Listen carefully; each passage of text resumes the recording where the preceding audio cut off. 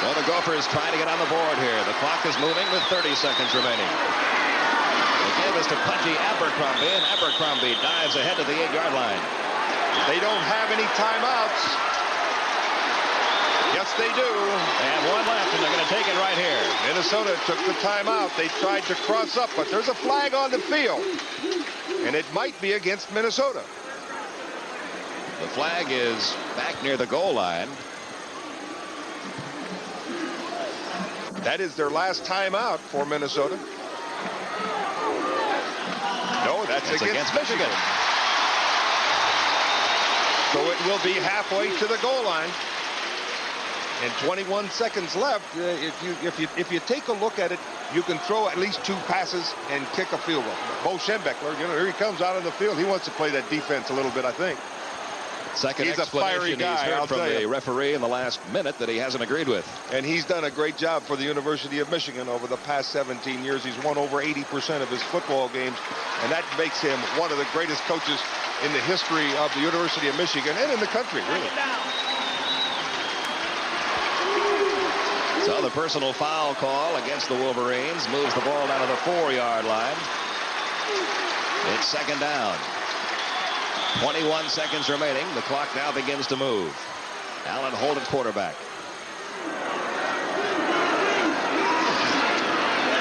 Holt rolling left. Heading toward the end zone, and he's stopped just shy of the end zone at about the 1-yard line. Mike Mallory making the tackle. They're going to try to hurry up now and get a playoff.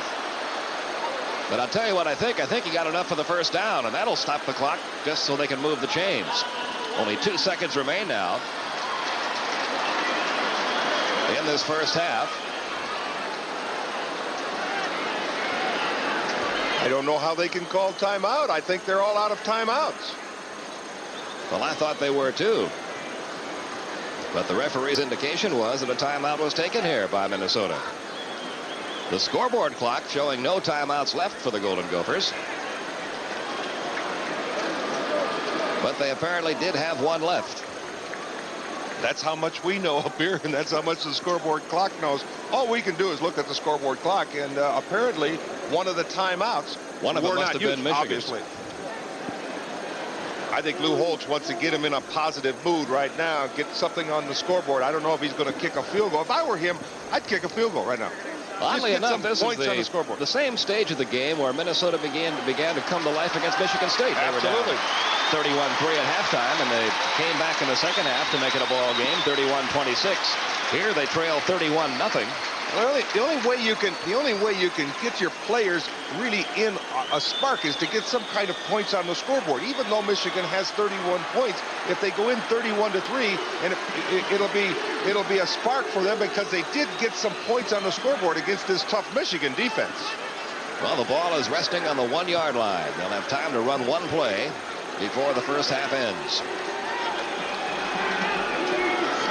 The running backs are Kevin Wilson and Valdez Baylor.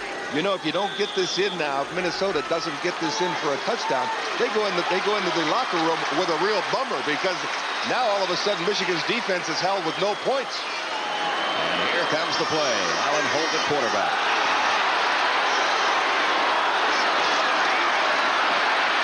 Throwing, it is caught by Gary Couch. There are penalty markers down all over the place.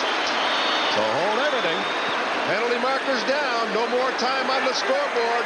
People were humping and jumping on that line of scrimmage. We don't know who it's going to be against. We might have 2 separate penalties here. One penalty flag was thrown in the end zone at about the time that Gary Couch caught the ball.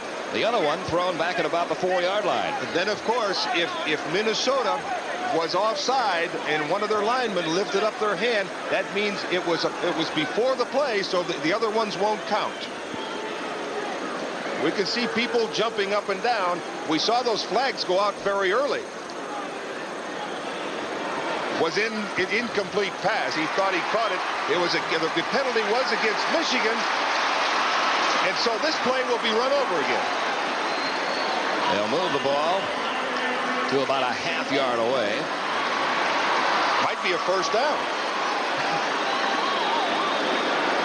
And we'll have that final play of the first half one more time. Of course, it doesn't make any difference whether it's a first down or not. There isn't any more time on the scoreboard, so this will be the last play of the first half. The ball just inches away.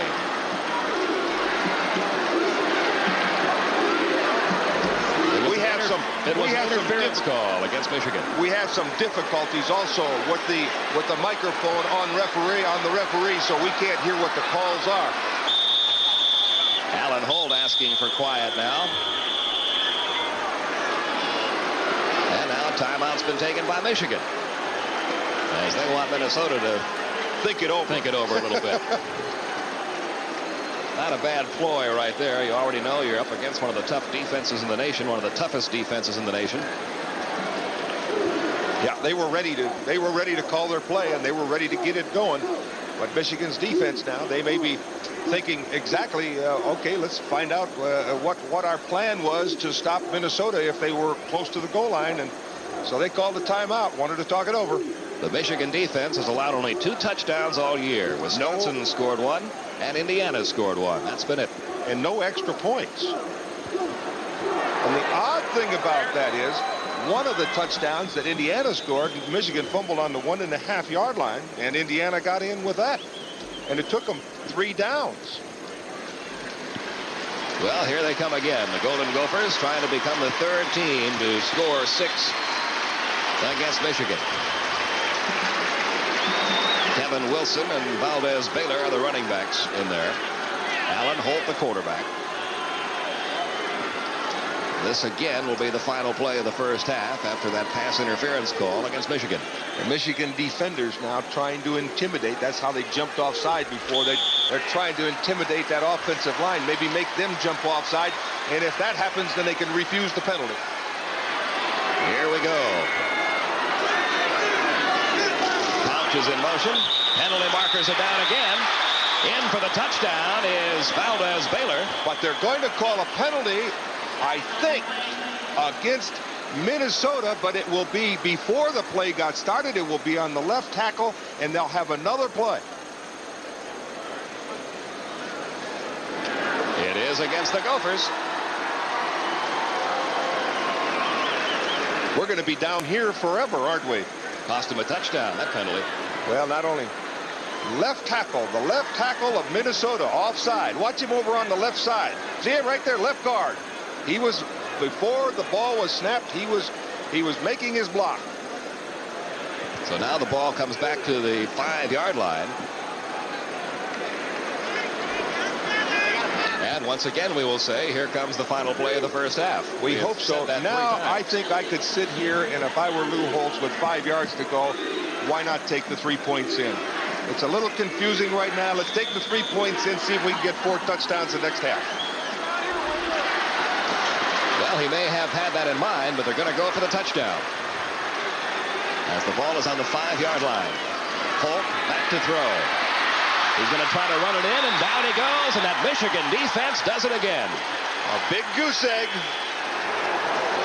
Number 33, Jeff Akers, making the tackle on Alan Holt to bring this first half to an end. Watch how they're walking off the field now. Great rush by Michigan. Great defensive coverage in the backfield.